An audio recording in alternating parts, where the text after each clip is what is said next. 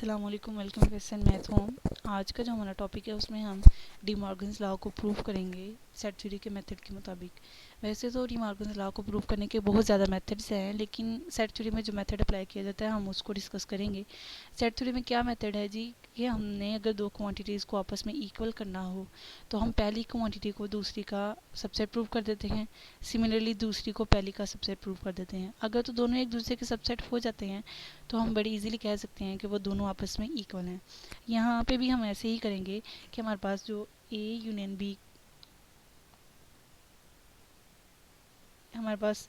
B का जो complement है उसको हम इक्वल कर देंगे A complement intersection B complement.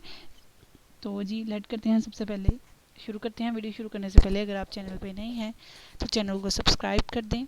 Video पसंद आए तो वीडियो को लाइक कर दें, शेयर कर दें, शुक्रिया। तो जी हमारे पास सबसे पहले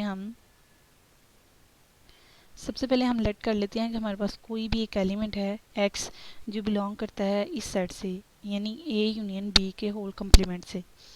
जिनको कम्प्लीमेंट की बहुत अच्छे से समझ है उन्हें पता है कि जो एलिमेंट कम्प्लीमेंट में जाते हैं वो एलिमेंट कभी नहीं जा सकते a यूनियन b में, यानी उनके कम्प्लीमेंट में जो एलिमेंट है वो कभी a यूनियन b में नहीं होगा और जो इनमें होगा वो उसमें नहीं होगा।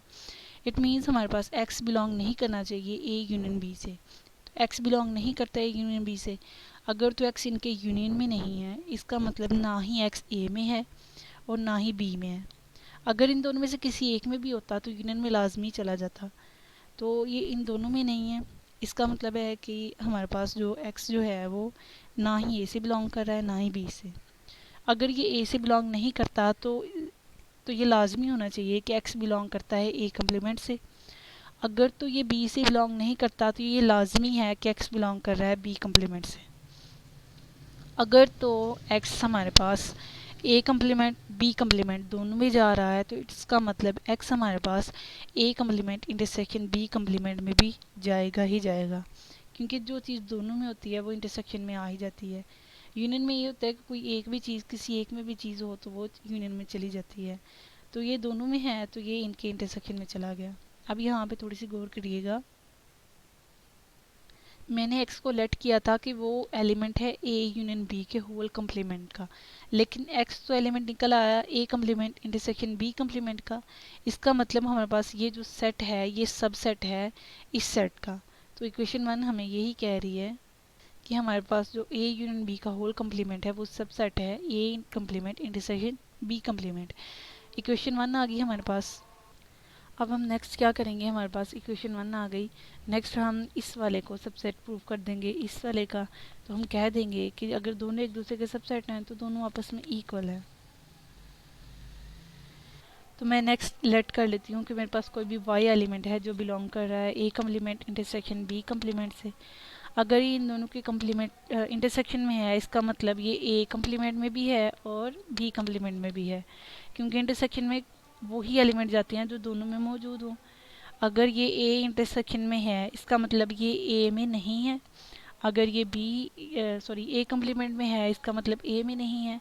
सिमिलरली अगर ये b कम्प्लीमेंट में है तो इसका मतलब ये b में नहीं है। अगर ये एलिमेंट दोनों में नहीं था तो इन दोनों की यूनियन में भी नहीं जाएगा, क्योंकि किसी एक में भी होता तो यूनियन में चला जाता। अब y इनके कम्प्लीमेंट से इनके यूनियन से बिलोंग नहीं कर रहा।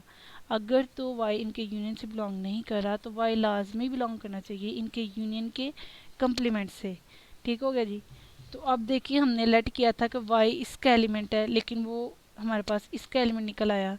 इट मीन्स हमारे पास a complement intersection B complement वो सब सेट है हमारे पास a यूनियन b के होल कम्प्लीमेंट का। अब इक्वेशन 1 के मुताबिक हमारे पास a यूनियन b का होल कम्प्लीमेंट सब सेट था a complement intersection b complement का। लेकिन इक्वेशन 2 इसके ऑपोजिट है, तो इसका मतलब ये दोनों आपस में इक्वल हैं, क्योंकि दोनों एक दूसरे का सबसेट हैं। तो हम कह देंगे दोनों एक दूसरे के इक्वल हैं। तो जी ये यहाँ पे डी मॉर्गन्स लॉ को हमने प्रूव कर दिया है सेट थ्योरी के मेथड के मुताबिक, जिसमें हम एक चीज़ को दूसरी का सबसेट और देन दूसरी को पहले चीज़ का सबसेट जो है पहली क्वांटिटी का सबसेट प्रूव कर देते हैं। जब दोनों एक दूसरे के सबसेट हो जाते हैं तो हम बड़ी इजीली कह जाते हैं कि दोनों आपस में इक्वल हैं, क्योंकि दोनों एक दूसरे के सबसेट हैं। तो यहाँ पे हमारा लेक्चर ख़त्म होता है। अगर आपको वीडियो पसंद आई तो वीडियो को लाइक कर दें, शेयर कर दें और मज़ीद वीडियोज़ के लिए हमारे चैनल के साथ जुड़ जाइए। शुक्रिया।